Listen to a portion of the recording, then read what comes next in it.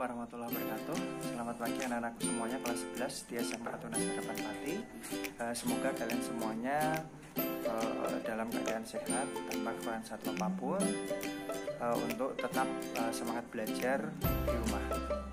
Sesuai dengan edaran dari surat edaran sekolah bahwa belajar di rumah kalian diperpanjang sampai dengan tanggal 30 April 2020. Oleh karena itu, Pak Lis harap kalian tetap semangat dalam mengikuti pembelajaran secara daring atau online di rumah masing-masing. Jangan pernah meninggalkan protokol kesehatan yang telah ditentukan oleh sekolah, yaitu selalu rajin-rajin mencuci tangan sebelum dan sesudah makan dan sebelum sesudah menyentuh barang apapun. Kemudian jika tidak ada satu urusan yang sangat penting, diharapkan tidak keluar rumah untuk tetap berada di rumah. Tetapi jika memang hal itu penting, maka kalian jika keluar rumah harus menggunakan masker untuk menjaga kesehatan kalian. Oke, di pagi hari ini kita nanti akan belajar tentang limit fungsi aljabar. Materi ini merupakan lanjutan dari materi yang telah kalian pelajari sebelumnya, sehingga nanti materi ini akan ikut dalam tes atau penilaian di akhir semester ini.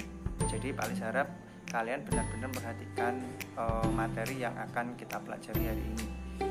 Oke, untuk selanjutnya mari kita simak video ini sampai selesai. Oke, untuk pembelajaran hari ini yaitu tentang limit fungsi aljabar. Dilihat dari kalimatnya limit, jadi limit itu kan artinya terbatas. Mungkin kalian pernah dengar atau melihat kata limit itu di mall atau di TV gitu ya. Jadi limit, kadang kan ada kata limited edition, itu berarti dia terbatas. Sama dengan yang akan kita pelajari hari ini, yaitu tentang limit fungsi aljabar. Artinya nilai-nilai itu adalah terbatas karena dia dibatasi oleh sebuah titik. Jadi untuk pengerjaan limit nanti itu terbagi menjadi dua, yaitu limit berhingga. Yang pertama ya yang akan kita pelajari itu adalah tentang limit berhingga.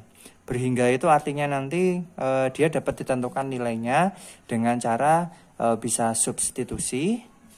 Kemudian yang kedua itu dengan cara faktorisasi. Kemudian yang ketiga itu dengan cara perkalian sekawan.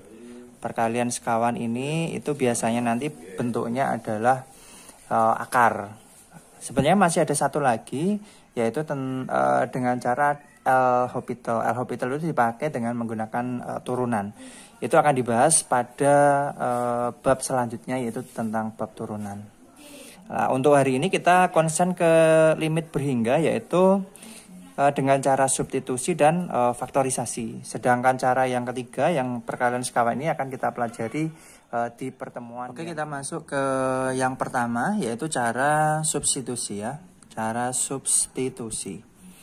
Substitusi ini adalah cara menentukan nilai limit yang paling mudah. Sebagai contohnya, Pak Lis punya soal seperti ini.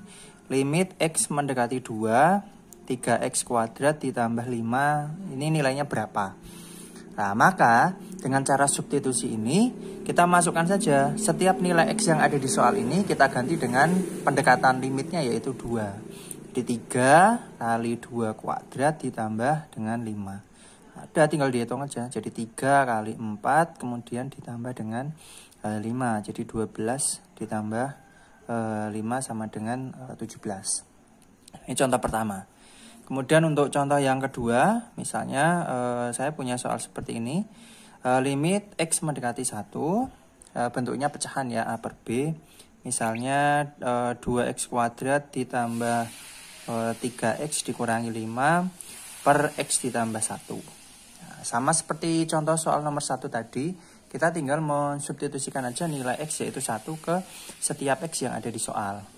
2 kali 1 kuadrat ditambah 3 kali 1 dikurangi 5 per 1 ditambah 1. Jadi setiap nilai X ini kita ganti dengan 1. Kemudian kita hitung, jadi 2 kali 1 ditambah 3 dikurangi 5 per 1 ditambah 1. 2 kali 1 2, 2 ditambah 3 5, kemudian 5 dikurangi 5 itu kan 0 ya. 0 kemudian per 1 tambah 1 itu 2. Jadi 0 per 2. 0 dibagi 2 itu kan nilainya sama dengan 0. Nah, kemudian ada contoh lagi yang ketiga. Misalnya limit X mendekati 3, X kuadrat dikurangi 3X, kemudian ditambah ya, ditambah 3X, kemudian dikurangi 18 per X dikurangi 3 misalnya. Nah, sama seperti contoh yang lain, kita masukkan aja setiap nilai X yang ada di sini dengan pendekatan limit yaitu 3. 3 kuadrat ditambah 3 kali 3 dikurangi 18 per 3 dikurangi 3. Oke, kita hitung. 3 kuadrat 9 ditambah 3 kali 3 9 dikurangi 18 per 3 kurangi 3 0. 9 tambah 9 18, 18 dikurangi 18 itu 0 ya. 0 dibagi 0. Coba 0 bagi 0 berapa? Apakah 0? Bukan. Terus berapa? Jadi 0 dibagi 0 itu hasilnya adalah tidak terdefinisi. Nah, bagaimana kalau jawabannya tidak terdefinisi, yaitu 0 per 0? Nah, maka di sini nanti ada dipakai cara yang kedua. Cara kedua tadi adalah dengan faktorisasi. Oke, kita masuk ke cara yang kedua, yaitu cara faktorisasi ya. Sebelum kita menginjak ke cara kedua, ini Pak Lis mengingatkan sedikit pelajaran pada saat SMP, yaitu tentang faktorisasi. Apa faktorisasi itu? Nah, faktorisasi ini adalah sebuah cara untuk mencari akar-akar dari sebuah persamaan kuadrat. Misalnya Pak Lis punya soal seperti ini. X kuadrat min 2X min 3. Nah, ini SMP juga pernah, kelas 10 juga sudah pernah dulu ya. Jadi untuk mencari akarnya ini digunakan cara yang namanya faktorisasi. Nah, caranya ini buat 2 kurung. Nah, kemudian di sini depankan X kuadrat. X kuadrat itu kan perkalian antara X dengan X. Nah, kita taruh di depan X sama X. Kemudian di sini ada angka 3 negatif. Negatif 3. Dan yang di tengah ini negatif 2. Kita tulis di sebuah kotak dulu gini ya. Dulu pas SMP kan gini. Nah, perkalian yang menghasilkan angka negatif 3 dan penjumlahan yang menghasilkan angka negatif 2 itu berapa sama berapa? Nah, di sini nanti angkanya itu harus sama. Kita cari 3 itu kira-kira berapa kali berapa. Oh, ternyata 3 kali 1. Kemudian min 2 itu penjumlahannya berapa? Oh, ternyata 3 sama 1 juga bisa dipakai untuk penjumlahan supaya menghasilkan angka negatif 2. Nah, ternyata kalau kita kalikan 3 kali 1 itu kan 3 positif. Nah, padahal di sini negatif. Nah, supaya jadi negatif, maka salah satu angkanya kan harus negatif. Kalau misalnya 1 yang kita buat negatif, 3 kali min 1, min 3 benar. Tetapi 3 tambah min 1 itu hasilnya adalah positif 2, bukan negatif 2.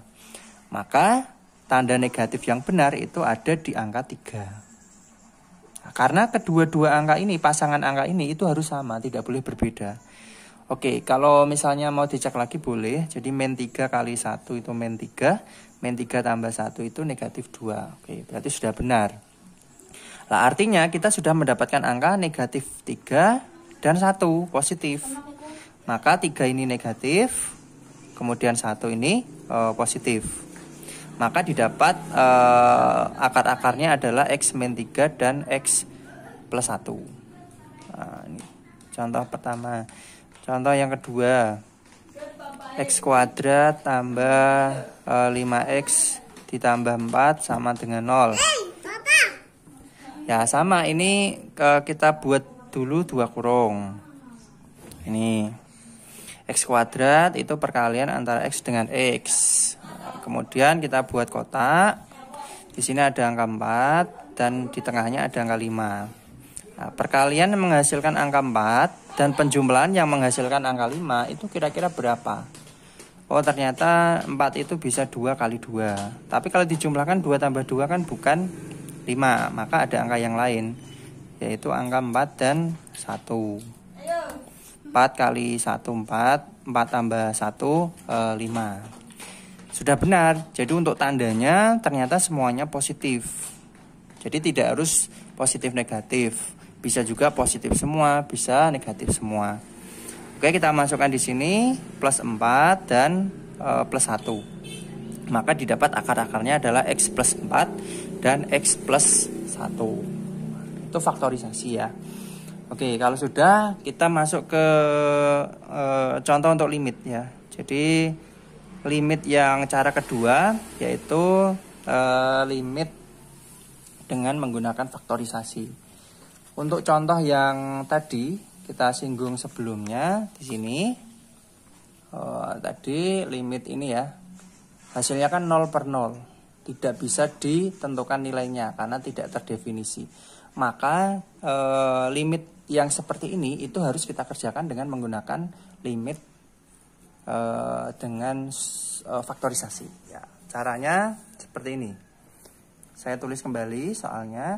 Jadi ini limit X mendekati 3, X kuadrat tambah 3X dikurangi 18 per X dikurangi 3. Nah, ini untuk soal yang tadi, yang hasilnya 0/0. Nah, kemudian setelah ini, cara agar mendapatkan hasil, artinya itu ada nilainya, maka kita kerjakan dengan cara faktorisasi. Nah, caranya seperti yang atas tadi, kita faktorkan dulu bentuk persamaan kuadratnya, yaitu X kuadrat plus 3X dikurangi 18. Nah, X kuadrat itu X kali X, kemudian 18 negatif, kita cari dulu angkanya, terus yang di tengah ini kan 3 positif. Kira-kira min 18 itu berapa kali berapa, dan penjumlahannya yang hasilnya positif 3 itu berapa sama berapa, yang angkanya nanti sama. Nah, kita cari 18 itu kan bisa 2 kali 9, bisa 1 kali 18, bisa juga 3 kali 6. Nah, kira-kira mana yang dipakai supaya dua angka itu memenuhi untuk kedua pasangan ini? Oh, ternyata yang dipakai adalah 6 sama 3. 6 sama 3. Nah, mana yang positif dan mana yang negatif, atau mungkin keduanya positif atau keduanya negatif. Oh, ternyata karena di sini 18-nya negatif, maka salah satu perkaliannya ini harus negatif. Nah, ternyata 3 lah yang harus negatif. 6 kali min 3 min 18, kemudian 6 tambah min 3 itu adalah positif 3. Oke, kita sudah menemukan angkanya, yaitu 6 positif dan negatif 3. Masukkan ke sini, 6 positif dan 3-nya negatif. Terus yang bawah ini X min 3. X min 3. Oke, kalau sudah seperti ini, nah, kalau kita melihat untuk pembilang sama penyebut, yang atas sama yang bawah ini, kan ada yang sama ya kan, yaitu X min 3. Ini kan sama. Nah, maka ini nanti bisa digonjreng. Gonjreng. Hilang ya kan. Nah, maka sisanya yang tidak digonjreng apa? Tulis X plus 6. Nah, setelah ini masuk X plus 6, X-nya kita ganti dengan pendekatan nilai limit, yaitu 3. 3 ditambah 6 sama dengan 9. Nah, maka sudah ketemu bahwa nilai limit X mendekati 3, X kuadrat plus 3X min 18 per X min 3, itu nilainya adalah 9. Oke, cukup jelas mungkin ya. Nanti kalau misalnya ada pertanyaan bisa disampaikan di Google Classroom, atau bisa ditulis di bagian komen di video ini. Oke, mungkin satu lagi contoh ya untuk yang nomor selanjutnya. Nah, misalnya Pak Lis punya soal yang kedua untuk faktorisasi. Misalnya limit X mendekati 2, X kuadrat min 2X per X kuadrat ditambah 5X min 14. Oke. Langkah pertama, kita tidak boleh langsung menganggap bahwa ini dengan faktorisasi. Kita tetap harus mencobanya dengan substitusi langsung, yaitu cara pertama, dengan memasukkan nilai X-nya itu 2 ke setiap soalnya.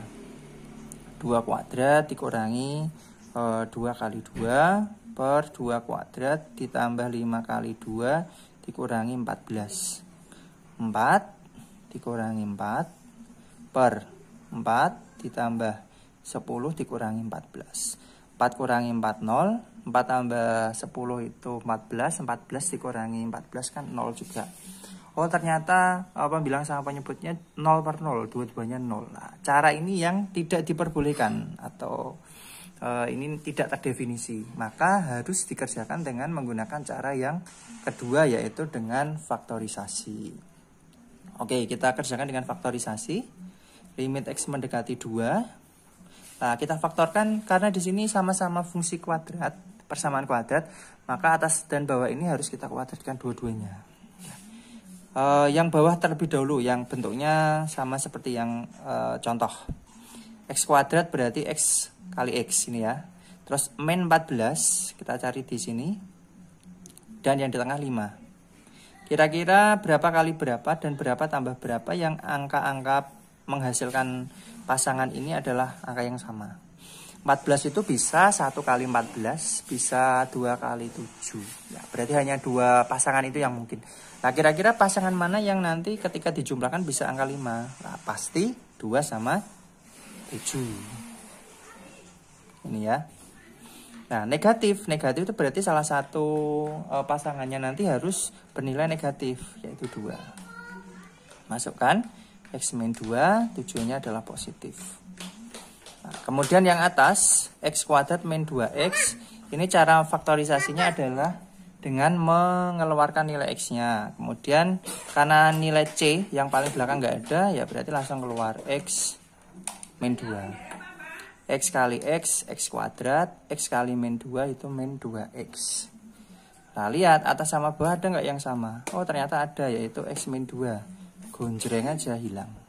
Setelah itu kita tulis yang tidak digonjreng, X per X ditambah 7. Nah, setelah itu nilai X-nya kita ganti dengan pendekatan limitnya 2. X berarti 2 per X tambah 7. 2 tambah 7. Jadinya 2 per 9. Oke, selesai. Oke, untuk pembelajaran hari ini selesai. Semoga kalian semuanya paham dengan penjelasan Pak Lis. Selamat belajar, tetap jaga kesehatan dan stay at home. Assalamualaikum warahmatullahi wabarakatuh.